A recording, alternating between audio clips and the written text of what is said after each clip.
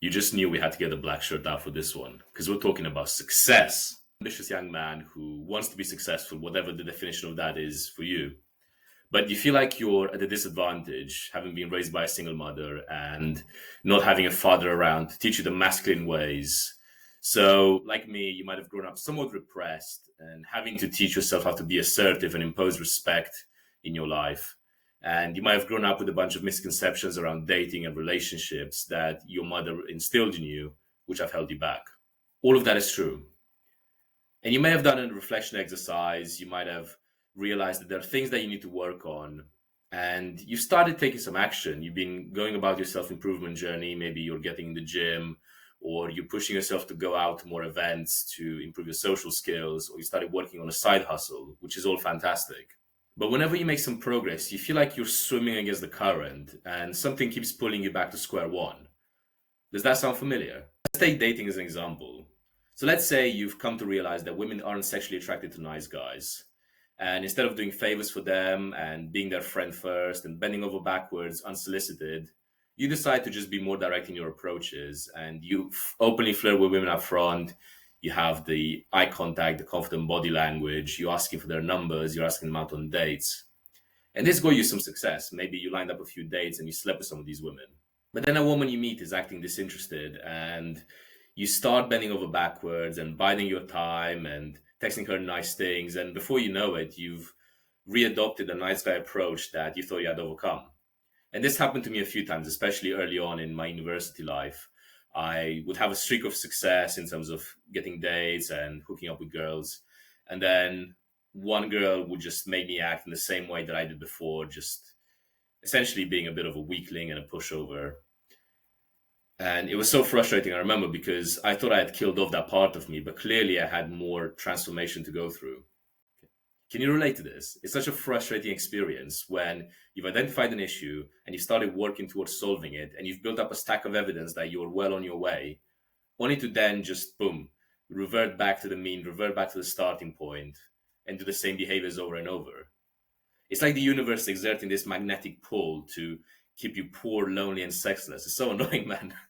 Same with dieting, right? If you're a bit overweight and you want to cut down on fat or build some muscle, maybe you found yourself keeping up a good regimen of training and nutrition for a few weeks, only to then end up having one cheat day and then it all disintegrates. And before you know it, you're back to square one. Now understood why this happens, and I'm going to run you through how you can fix it. The reason why you feel like you never make any sustainable progress is due to your self-image. When you work on yourself, trying to be more assertive in life, becoming more attractive to women, trying to gain the respect of your brothers, you don't do those things consistently because deep down you still see yourself as that mama's boy who is scared of his mother's influence and doesn't have the courage to make his own decisions. You see yourself as that person who was friend zoned by his first crush. So even if you're on a date with a stunning girl, 10 out of 10, your dream girl, and you've actually put in the work to be a man who on paper is valuable enough to be with her, you can still fuck it up because deep down you don't believe yourself to be that person who is worthy of her because of the reasons I just mentioned. And that translates into your body language, into the things you say, into your energy, and she'll pick up on that. The same goes for your body. If you've started working out and eating healthily, you might still not achieve results. If you still see yourself as that fat guy who used to dip 10 donuts in Nutella for breakfast or something and was bullied in the playground by the other boys for having some flab around your hips, and the girls never went for you, they went for the toned guys with the six packs in high school and everything. And I can relate to this because I was fat in school, bro. If you cling to that old identity, you're never going to make any sustainable progress because your body will just take the actions that are aligned with your mind's perception of yourself, being the fat, lazy guy who doesn't get any girls. This exercise with me. Let's say you're at the gym and you see this beautiful girl, and I mean 100% your type, couldn't be more perfect for you. Obviously, you would love to go on a date with her, get her number, sleep with her. But what do you end up doing? Well, your mind just starts telling you that she wouldn't be interested in someone like you, so there's no point approaching. Or that she's listening to music, or she's mid-set, or now she's getting water and she's about to leave anyway, so there's not even a chance to speak to her. You just reject yourself before you've taken any action. If instead your mind is telling you, Yeah, of course, let's go speak to her right now. Like, how could she not be into us? Look at us. Then you probably have positive self-image and don't need this advice. But chances are you're in the former category. There's so many guys out there who on paper have everything. They have the physique, they have the looks, the fucking hunter look, a great career, and they still struggle with women. Meanwhile, you have the short, fat guys who are not even that well behaved and aren't even making that much money, dating some stunning women. And we've all seen some of these cases, right?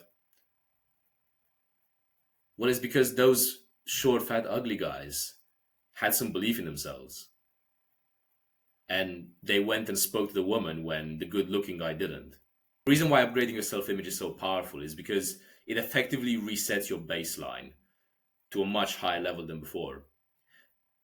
And when your mind thinks that you're now at this level, it will start generating the ideas and thoughts that are aligned to that. And your body will also follow by taking actions that are consistent with that new identity. So you're no longer going to feel like you're swimming upstream. If anything, you're going to have a current speeding up your swim towards the destination. You're going to feel like you're playing on easy mode. It's going to fast track your progress like nothing else. And it's something that I picked up so late in my development. And honestly, even today, I'm not doing this as consistently as I like to be. I'm going to be real with you. Sometimes I do slip into the habit of thinking, yeah, but are we really worth hundreds of thousands, millions? Are we worth this money that we're trying to make? Are we worth the girl, the social circle? Like, oh, these people, you start getting imposter syndrome. So I have to slap myself back. So it's something that you consistently have to keep tabs on. Now, here we might get some trolls who say things like, oh, so if I just mentally manifest a six pack, I will have a six pack. That's what you said, right? No, dumbass. You still have to put in the work. But by seeing yourself as someone who is physically fit, you're more likely to get in the gym and to eat healthily because that's just what a fit person does. So how do you improve your self-image? You start by using affirmations. I know this sounds very wishy-washy, but you start telling your mind things about this new identity that will over time convince it's real enough for your body to start taking the actions and to generate the ideas that will take you closer to that destination.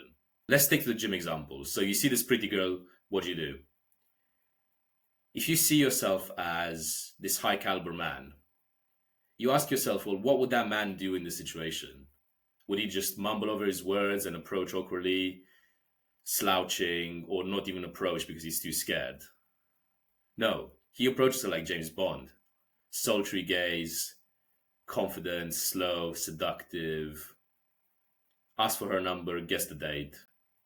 Easy.